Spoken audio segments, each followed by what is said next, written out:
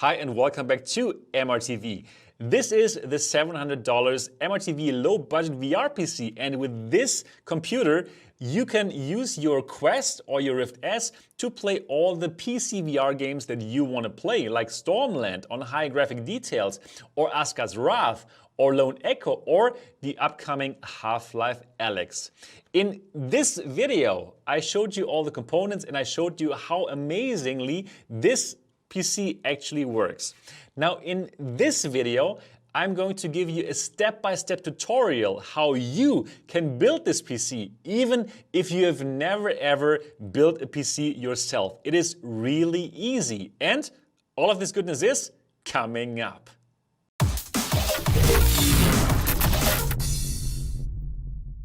Welcome back to MRTV. My name is Sebastian Ang, and this channel, it's all about virtual reality. So if you just got your Quest or your Rift S or your Valve Index or any other VR headset, I believe that this channel is for you because I'm bringing you tutorials just like this one, and I'm giving you unbiased and honest reviews. So if you're into that, why don't you subscribe to this channel now and click on the bell button so you don't miss anything.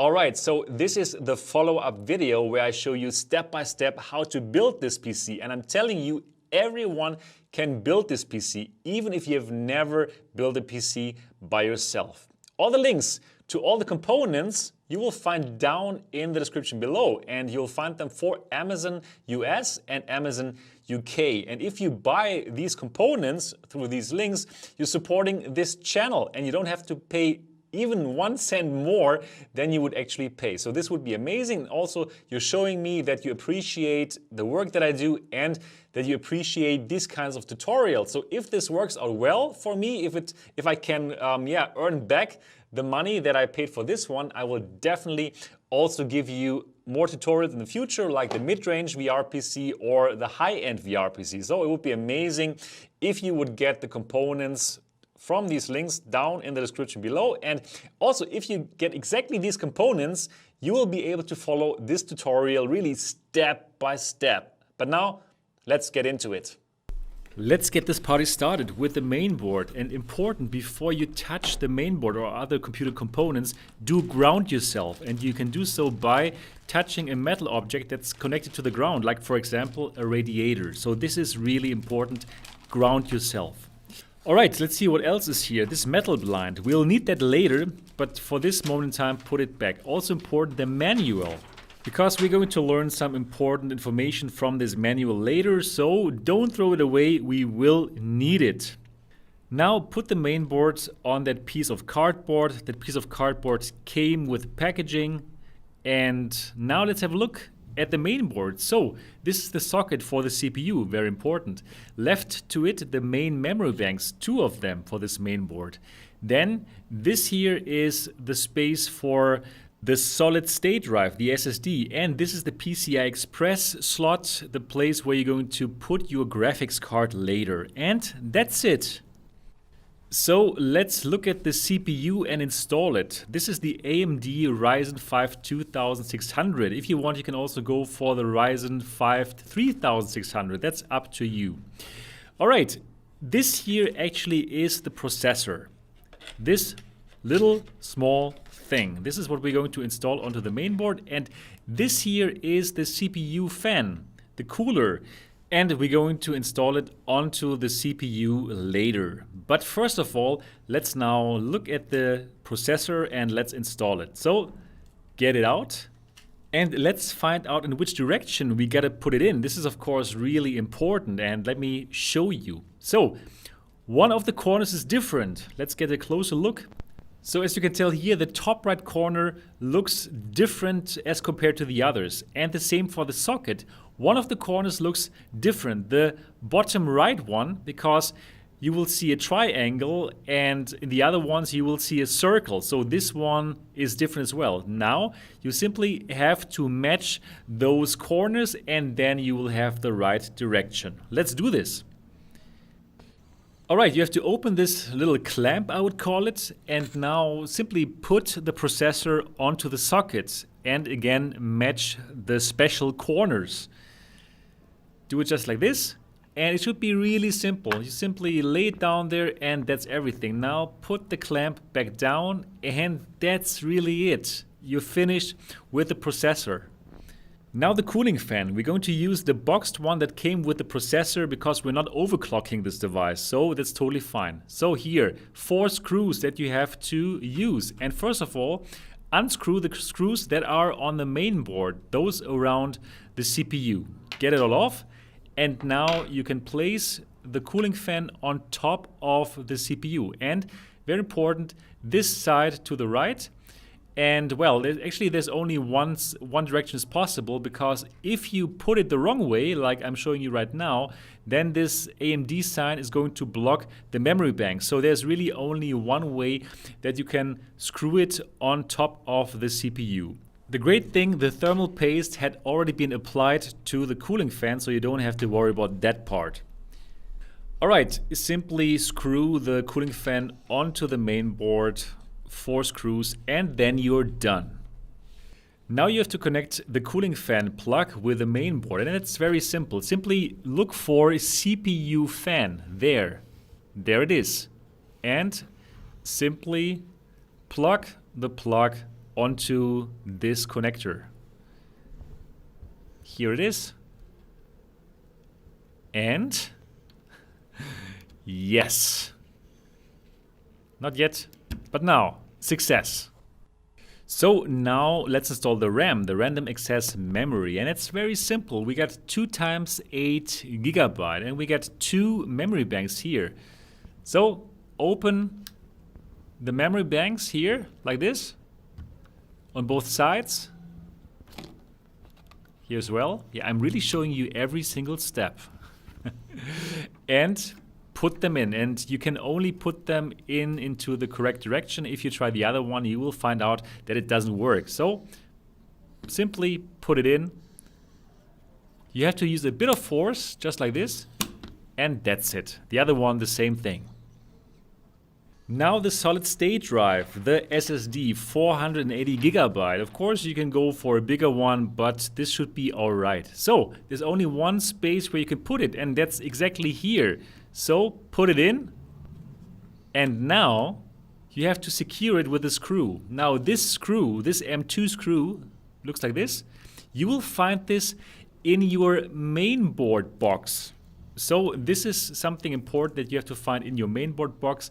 And now with this screw, you can screw the solid state drive onto your main board. And I'm also showing you this because I'm really showing you every single step so that everyone can build the $700 MRTV low budget VR PC.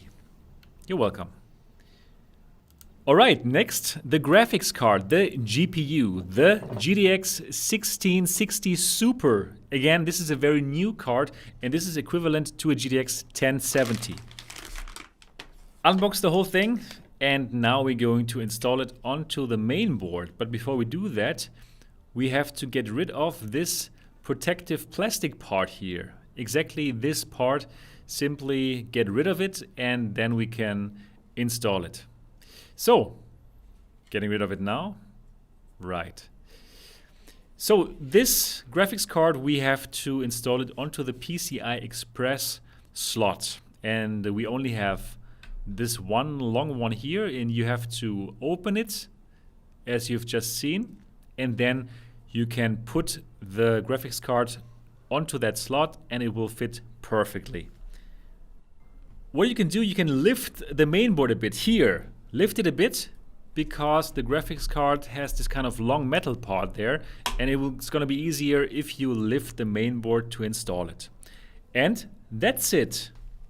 Now the power supply. This is a Thermaltake 600 watt RGB, and well, you don't actually need 600 watts for this computer. 500 watts would be fine, but I went for it because probably you want to upgrade your graphics card in the future, and then this will be better. This button here is for the different RGB colors, so yeah. All right, so let's have a look at the mainboard. Here, we're gonna plug something in here and here. So 2 plugs here on the mainboard, and then 1 plug that has to be connected to the graphics card here. So what you need to do here from the power supply unit, find the 3 cables or the 3 plugs which fit here. And actually there's only 3 that will fit those 3 ports, so you'll be fine. And this is the second one. And for the third one, the one on the graphics card, there is actually 1 plug which consists of 2 parts, and you have to hold these 2 parts together in order to make it fit the port on the graphics card. Just do it like this and plug the whole thing in. Once you're done with this, actually you already have a working computer, a computer that's not in the case, but it should work. So let's test this out. Connect the power cable and also connect a monitor with the graphics card. Now we have to turn on the computer, but we have one problem. We have not yet connected the on and off button with the main board. So we have to find a solution for that really soon. But before you do that, you have to turn on the power supply. So click on the button and turn it to 1. So now we have a look into the manual to find out which pins are actually responsible for the power. And we find JPF1. So we gotta find that on the main board, and then we have to connect the 2 pins that are responsible for the power to turn on the main board. So here, this is JPF1, and we simply touch the pins with a screwdriver like this to turn on the computer. If everything is correct, now on your screen you will see something like this. And this means yes, success, everything works as intended. So now we can put the mainboard into the case, but before we do that, let's get rid of the PSU and of the GPU. So we can easily put it into the case, and then later we're going to add the graphics card and the power supply again. But now get rid of it, and now let's get out the case. So this is a really beautiful case. It's not the cheapest, but it's worth the money. So first of all, get rid of the screw here, and then we can get access to the inner part of the case. So this is really simple. Just do as I do here, and now we get access to the case. All right. Next, you can turn it around and find what's inside here. Later you're going to install the power supply here, but first get all the stuff out there. So these are the connections. Let's turn it around again. Just want to show it to you. Let's get it out here from the side. These are actually the cables that will be used to connect the front USB and the on-off button with the main board. Turn the whole thing around again and loosen these 2 screws here. And so we can also get access to the case from the other side. From this side, now you can easily get out this cardboard box here, and in this cardboard box you will find some important things, like for example screws. The screws that you will need to connect your main board with the case. So really important, get that cardboard box out and have a look what's inside. Alright, now turn the case around again and find your main board box, because we will need the blind that we saw in the beginning of this video. So now get it out, and let me show it to you, exactly this here, and see in which direction you have to put it into the case. So just like this direction, and now simply put it into the opening. Let me show you exactly how that works. So put it here and simply apply some pressure. This should be quite simple, and you will hear it like this. And then it's fixed to the case. In the next step, we're going to put the main board into the case, and we're going to tighten it to the case with the screws. So this is the place where the main board goes. And really important, in the case you will see some standoffs. And these standoffs are important. You don't directly put the main board to the case. These standoffs are important so that there is actually some distance between the case and the main board. And most standoffs are already there, but you need this one. See on the top right, there's one more of these standoffs that has to be put here into this space. So get those standoffs, get one of those standoffs from the cardboard box and put one of these standoffs exactly in that position here.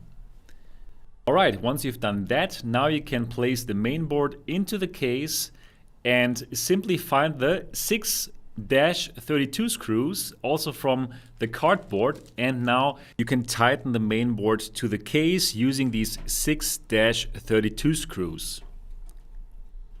This should be really easy to do since the main board should be exactly on top of these standoffs, and then you're done with the main board. The next thing that we're going to do is we're going to install the graphics card back to the main board, and to do so first put it there and see what kind of blinds you have to get rid of. Here, these two blinds, let me show you that from the other side. Here. Now you gotta loosen these screws and you have to slide this metal plate up in order to get access to those blinds. And also you have to unscrew these two screws. And now, as you can tell, you can get rid of these two blinds. Alright, now we can put the graphics card back into the PCI Express slot, just like this. And apply some pressure now in this moment. And now, yes, now it is in place. And now you can fix it to the case simply by using these screws here again that you just got rid of and put them in now, and your graphics card will be installed on the main board. Now on the other side again, you have to put the metal plate down again to secure everything and tighten the screws again. Alright, so now what we do next, we're going to install the power supply unit, the PSU. In order to do so, you have to turn over the computer again. I'm going to show you that very soon. Now, so turn over the computer. And this is the way that you put in the PSU. Important, the fan should be directed downwards. So this is a bit unfortunate because this RGB unit, the light is going to glow downwards and not into the case, but well, there's nothing we can do. Use 4 screws that you can also find in the cardboard box in order to tighten the PSU to the case. Now find the 3 cables from before and all the other cables.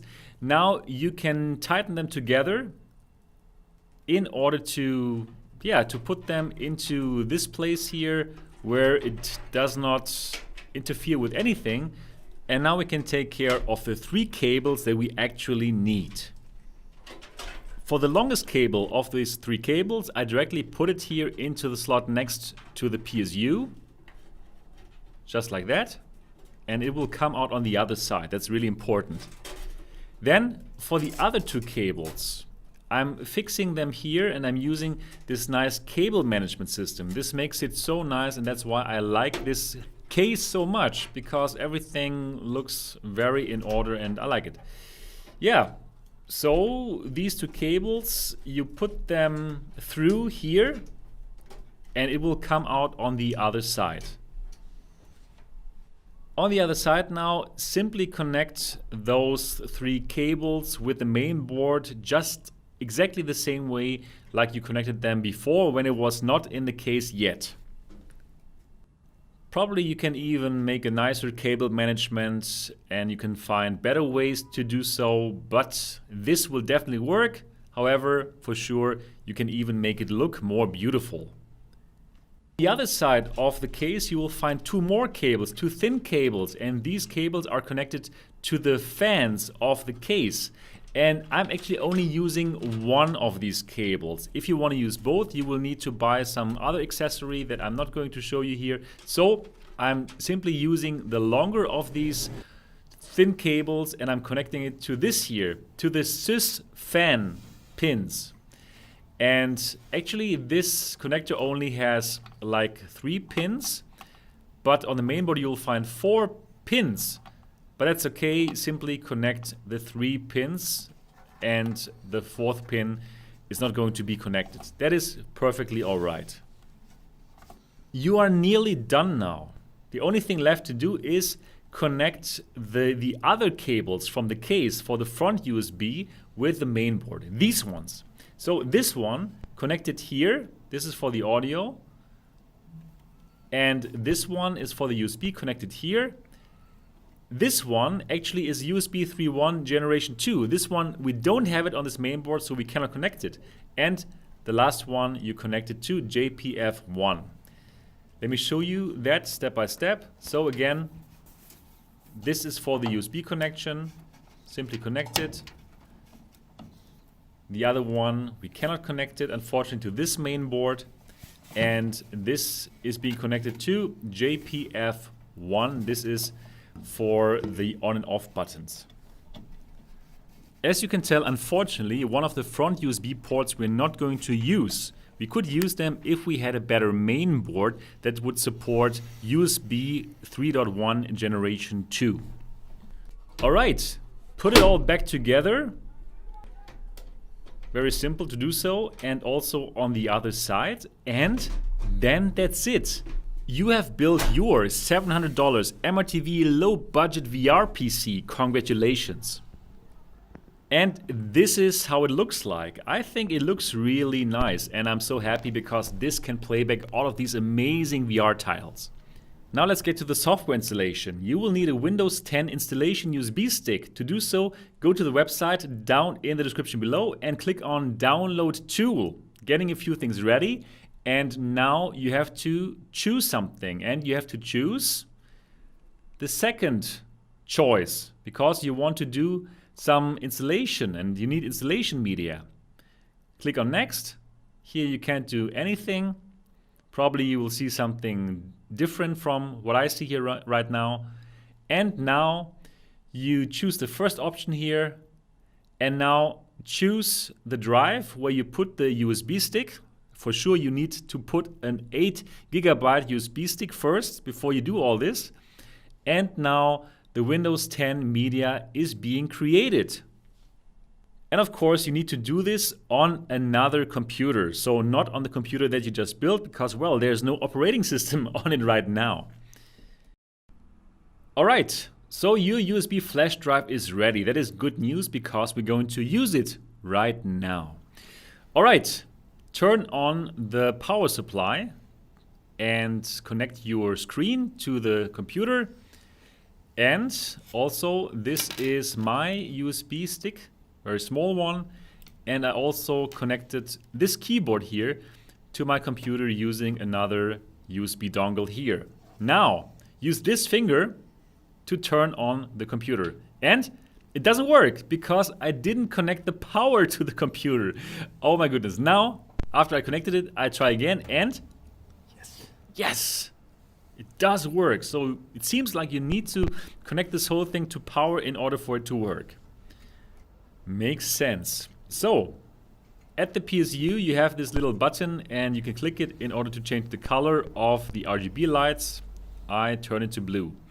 All right, now put in that Windows 10 USB stick that you have just created and use any of the USB ports in the back. Yes. And then it says click any of the buttons and nothing happens here. So click on Control-Alt-Delete to restart it.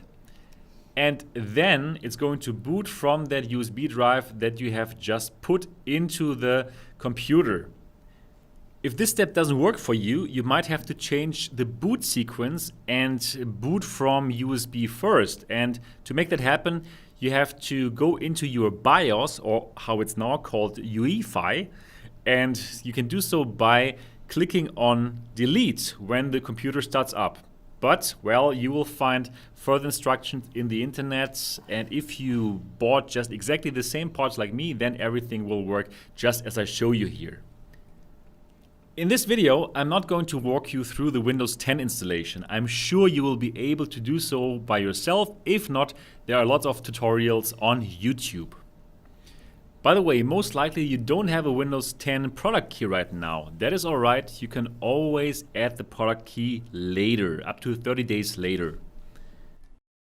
Next, after you've installed Windows 10, you have to install the graphic card driver. And to do so, look for GeForce Experience Download, click on the link and click on the green button to download the GeForce Experience.